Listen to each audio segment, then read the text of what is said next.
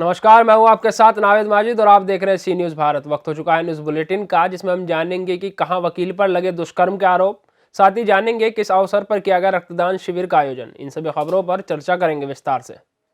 बदायूं शहर में 20 केंद्रों पर यूपी-टीटी परीक्षा शुरू हुई है। 16,121 परीक्षार्थी परीक्षा में शामिल होंगे। रविवार को शहर के 20 केंद्र पर 2 पालियों में परीक्षा संपन्न होगी।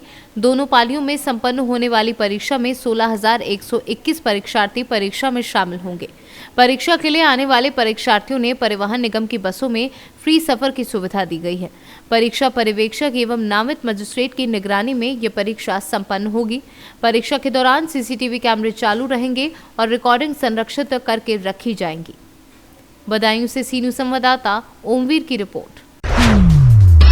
उत्तर प्रदेश में सपा गठबंधन से चुनाव लड़ रही है, तो वहीं जनपद की कई सीट पर अभी सपा प्रत्याशियों को लेकर घमासान मचा हुआ है। वहीं आज टिकट मिलने के बाद चांदपुर पहुंचे स्वामी ओमवेश का भव्य स्वागत हुआ। जनपद बिजनौर की चांदपुर विधानसभा से कई दिनों से टिकट को लेकर घमासान मचा हुआ था। वहीं सपा गठबंधन से रफी सैफी को टिकट होने का दावा सोशल मीडिया पर जमकर किया जा रहा था, लेकिन आज सभी अफवाहों पर उस समय विराम लग गया जब सपा गठबंधन से पूर्व राज्य मंत्री स्वामी ओमवेश को चांदपुर विधानसभा से सपा गठबंधन प्रत्याशी बनाया गया। आज स्वामी ओमवेश टिकट मिलने के बाद चांदपुर विधानसभा पहुंचे तो वहां की जनता बारिश में भी अपने आप को रोक नहीं पाई और स्वामी ओमवेश का स्वागत करने के लिए उनके कार्यालय पर पहुंच गए।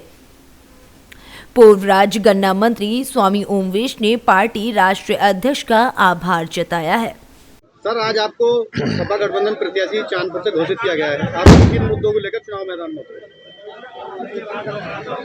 मेरा जो चुनावी मुद्दा है वो मुद्दा है जो मेरे देश के वीरों ने, क्रांतिकारी शहीदों ने दिया था मेरे देश के नौजवानों को संबोधित करते हुए।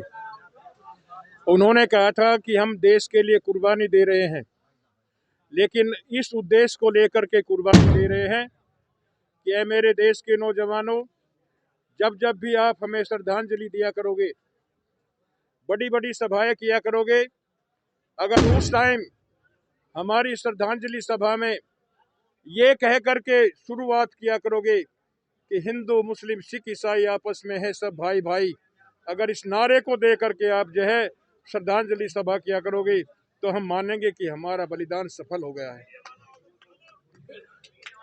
इसी मुद्दे को लेकर, इसी नारे को लेकर के हम, मेरे जीवन का मैनिफेस्टो है ये, आज से नहीं 30 वर्षों से है।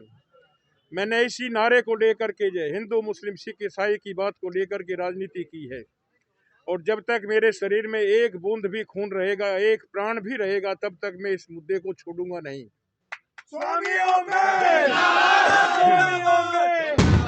दूसरा विकास का मुद्दा रहेगा मेरा। जहां जहां भी क्षेत्र में विकास की जरूरत है वहां पर मैं विकास करूंगा, क्योंकि मैं अपने क्षेत्र को अपना परिवार मानता हूं।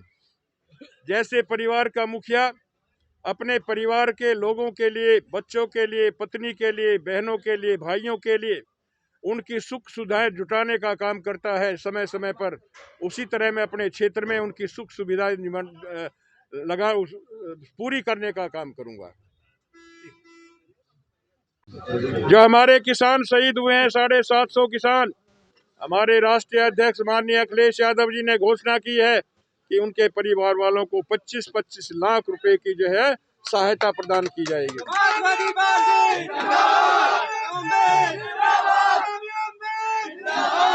300 यूनिट बिजली की दी जाएगी जो है, किसानों की सिंचाई की बिजली दी जाएगी जो है। पेंशन जो बंद कर दी थी भारतीय जनता पार्टी ने, उस पेंशन को पुनः लागू कर दिया जाएगा जो है, सामाजिक पेंशन दे है।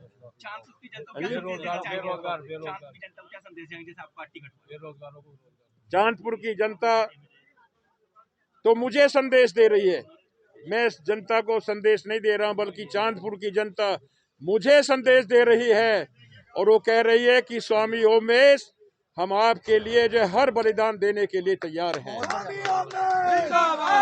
बिजनौर से सी न्यूज़ संवाददाता सलीम हाशमी की रिपोर्ट। इंदौर में एक युवती को अपने पति से तलाक लेना इतना महंगा पड़ गया कि उसका फायदा तलाक दिलाने वाले वकील ने उठा लिया। दरअसल ये अनोखा मामला इंदौर के महिला थाना पुलिस में दर्ज हुआ है, जहां पीड़िता ने अपने वकील पर आरोप लगाया कि उसने उसके साथ शादी का झांसा देकर दुष्कर्म जैसी घिनौनी हरकत को अंजाम दिया है। पीड़िता द्वारा महिला थाने में एडवोकेट शैलेश जैन के खिलाफ दुष्कर्म का केस दर्ज करवाया गया है।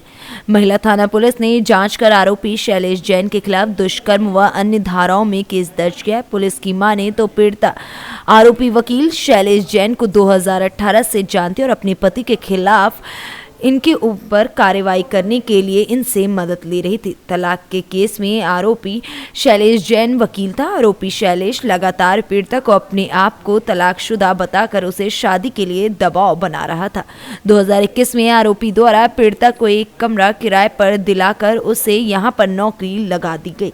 शादी का झांसा देकर कई बार उससे दुष्कर्म करता रहा। पीड़िता द्वारा आरोपी शैलेश जैन से शादी करने के कहने पर आरोपी ने उसे शादी करने से साफ इनकार कर दिया, जिस पर महिला ने पूरे मामले की शिकायत महिला थाने में दर्ज कराई है। फिलहाल महिला थाने ने आरोपी शैलेश जैन के खिलाफ दुष्कर्म व अन्य धाराओं में मामला पंजीबद्ध कर लिया है। वहीं आरोपी की तलाश की जा रही है।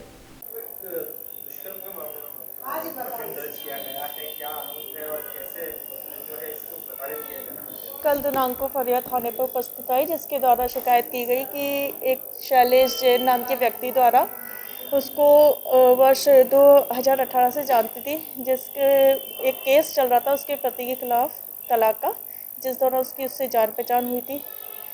तो उस आरोपी द्वारा फरियादी को बोला गया कि मैं भी तलाकशुदा हूँ, मैं तुमसे शादी करूँगा। उस समय फरियादी ने उसे मना कर दिया और उसके बावजूद उसको बार बार बोलता रहा और उसको बोला कि मैं तुम्हें विश्वास दिलाता हूँ, मैं तुमसे ही शादी करूँगा। और दिनांक 21/1/2021 को उसको फरियादी को बुलाया इंदौर और कहा कि तुम यहीं पर रहो, यहाँ नौकरी करो, अभी तुम सोच लो तुमको क्या करना है, अगर तुम चाहोगी तो तुम मुझसे शादी करना। ऐसा करके उसको यहाँ किराए का कमरा दिलाया और उसके बाद शाम के टाइम पे फरियादी को बोला उसके साथ ज़बरदस्त शारीरिक संबंध बनाए।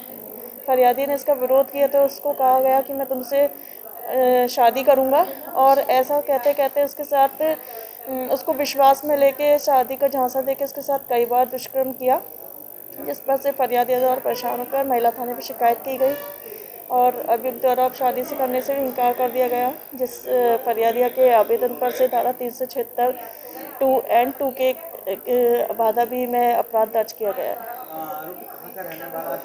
आरोपी सुजालपुर का रहने वाला है। कितने समय से यह तलाक का केस चल रहा था और क्या उसी के अब तलाक का केस तो फरियादी में बताया जा रहा था कि 18 से चल रहा है, मतलब तो उसी दौरान उसकी जान पहचान हुई थी तलाक के केस के दौरान पर। उसी पेशे से आरोपी एडवोकेट है, उसके द्वारा उस केस को लड़ा गया था।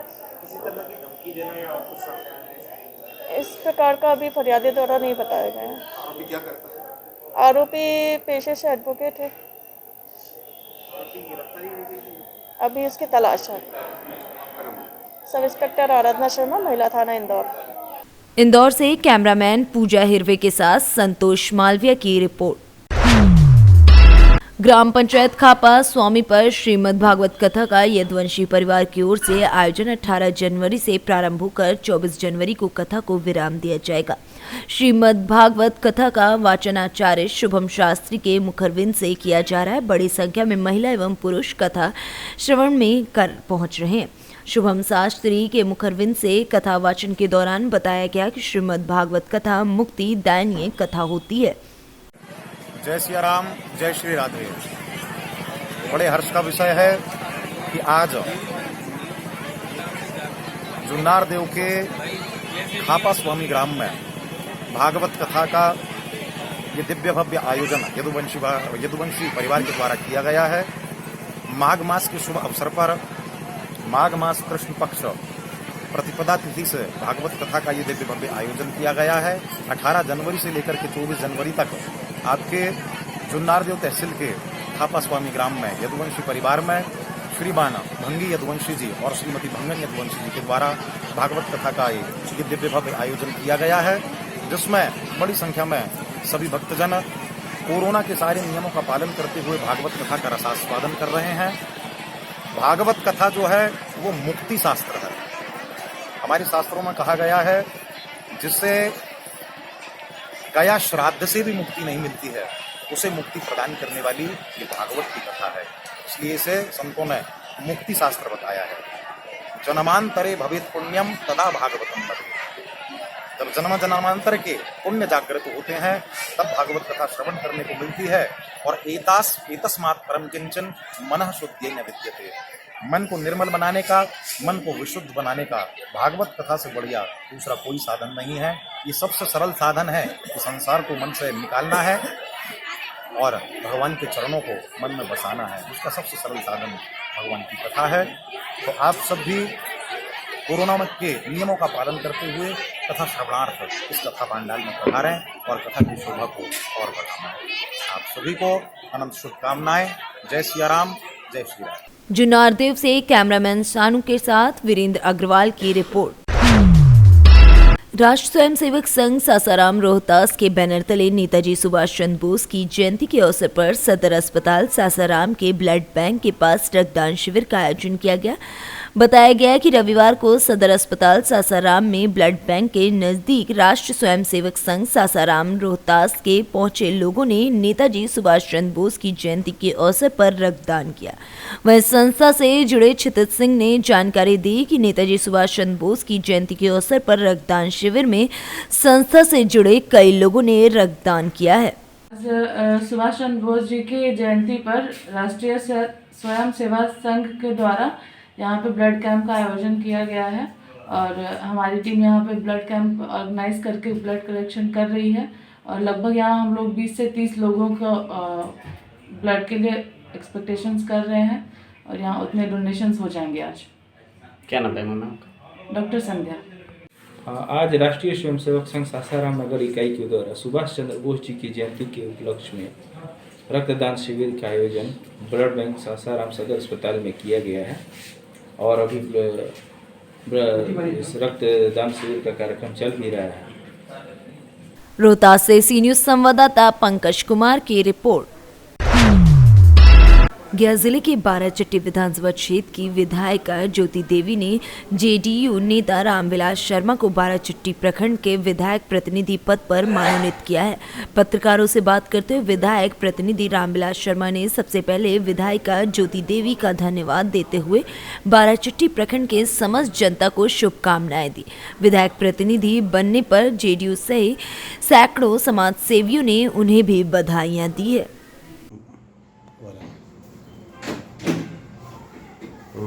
बाराचट्टी विधानसभा के माननीय विधायक ज्योति देवी जी मुझे प्रखंड का अपना प्रतिनिधि नियुक्त किए हैं अपने कार्यों की देखरेख के लिए और जो भी लोग के हित के मुद्दा है उसके लिए इसके लिए मैं उन्हें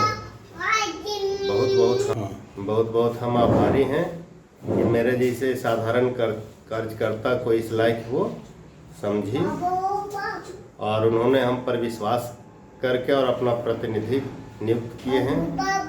इसलिए उनके कार्यों में मैं सहयोग करूंगा और जो भी लोक हित के मुद्दे होंगे उसे मैं प्रखंड स्तर पर सुलझाने का प्रयास करूंगा और जो आगे के मुद्दे होंगे उससे माननीय विधायिका महोदय को अवगत कराते हुए उस समस्या का समाधान करने की दिशा में कार्य करूंगा। बहुत सी समस्याएं हैं प्रखंड में, स्वास्थ्य, शिक्षा, आंगनवाड़ी सबको लेकर के, इस सभी तो आपका क्षेत्र में जितने भी चीज़ें हैं सभी मेरे क्षेत्र में आते हैं। जो भी विधायक के प्रतिनिधि के नाते जो उनका कार्य है उसमें मेरा सहयोग करना काम है। जो भी कहीं दिक्कत होगा जहां वो नहीं पहुंच पा रहे हैं वहां जाकर के उस समस्या से उन्हें अवगत कराएंगे और उसे समाधान करने की दिशा में कार्य करेंगे। परिचय बताओ। रामविलास शर्मा, जनता दल यू अध्यक्ष, विधायक प्रतिनिधि प्रखंड बाराचट्टी। गया से सी न्यूज संवाददाता अशोक शर्मा की रिपोर्ट। आगामी विधानसभा चुनाव के मद्देनजर शांतिपूर्ण और सकुशल संपन्न कराने के उद्देश्य से काशमाबाद तहसील क्षेत्र के बरेसर थानाध्यक्ष राजेश बहादुर सिंह के नेतृत्व में एवं अर्धसैनिक बलों के साथ फ्लैग मार्च किया गया। गाजीपुर से सीनू संवाददाता रमेश यादव की रिपोर्ट। अग्रसेन महासभा द्वारा शनिवार को पितृपर्वत के सामने जम्बूडी हब्सी स्थित कुष्ठ रोग आश्रम में एक युगल का निःशुल्क विवाह संपन्न कराया गया। अग्रसेन महासभा के अध्यक्ष राजेश बंसल, पंप सचिव राजेश जिंदल एवं कार्यक्रम संयोजक अरुण अष्टावाले ने बताया कि अग्रवाल समाज के वरिष्ठ समाज सेवी दानवीर जगदीश बाबा श्री गोयल के सहयोग से महासभा द्वारा जरूरतमंद युगल का निःशुल्क विवाह पूरे विधि विधान से संपन्न कराया गया। इस दौरान नवयुगल को गृहस्थी की जरूरत का पूरा सामान भी निःशुल्क दिया गया है। एक भावना रही है कि हम एक जोड़े का विवाह करवाएं निःशुल्क। नहीं, मैं एक्चुअली में क्या है, बचपन से ही रहा है, गरीबी से पला हुआ हूँ। मैं तो बहुत गरीबी खानदान से निकला हुआ हूँ। आज जो कुछ कर रहा हूँ मेरे पितरों की और मेरे बुजुर्गों के आशीर्वाद हैं। वो जिस समय हैंड टू माउथ थे उस समय यही बोला था, बेटा आशीर्वाद हम तुमको देंगे, इस लायक कर देंगे कि तुम लोगों को कुछ कर सको। लेकिन जब तुम यानी पैसे अच्छा कमाने लगो, कुछ करने लगो, तो ये गरीब लोगों को या ज़रूरतमंद लोगों को हमेशा सहायता करना। जब तक तुम ये करते रहोगे, ज़िंदगी में आगे तरक्की करते रहोगे, पीछे मुड़ के नहीं देखोगे। मेरा बचपन से यही रहा है कि शुरू से जब से मैं कमाने लगा हूँ, अपना 50% से ज़्यादा खर्चा इन्हीं लोगों में कर देता हूँ जो भी कमाता हूँ। इसमें करने से बड़ी खुशी होती है। आश्रम से मैं यहाँ से 20 साल से जुड़ा हुआ हूँ। सारा काम करते हैं, मंथली राशन यहाँ पर देता हूँ, या दवाई दारू का है उसका सब करते हैं। पिछली बार भी 2-3 शादी यहाँ पर कर चुके हैं अपन। ये करने से बड़ी सुखी होती है, बड़ी खुशी मिलती है, मन में बड़ी शांति मिलती है।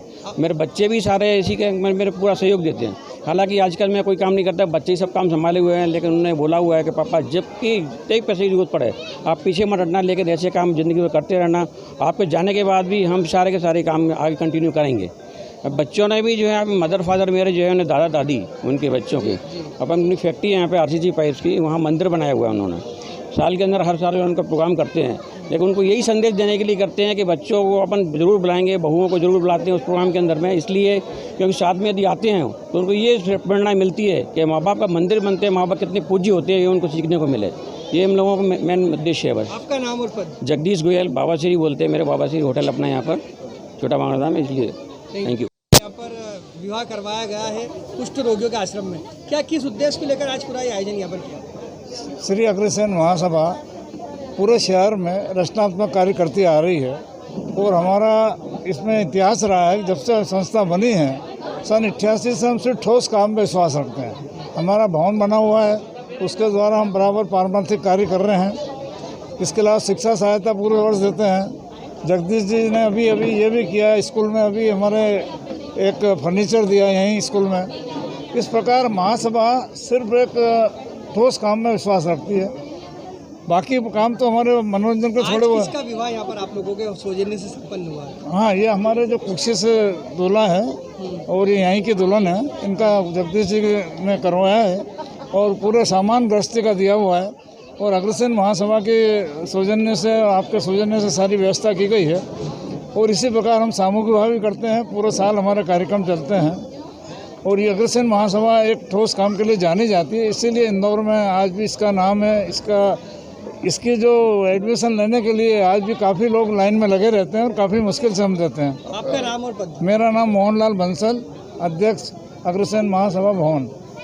इंदौर से कैमरामैन पूजा हिरवे के साथ संतोष मालवीय की रिपोर्ट। गिरिडीह प्रखंड के सिंधवरया पंचायत ग्राम बारागढ़ा में शनिवार को नक्सलियों ने बराकर पुल को बम विस्फोट लगाकर ध्वस्त कर दिया। सूचना मिलने पर गिरिडीह मुफस्सिल पुलिस घटना स्थल पर पहुंच गई। वहीं पूरी टीम के साथ पुलिस पहुंची। घटना की जांच पड़ताल पुलिस द्वारा की जा रही है।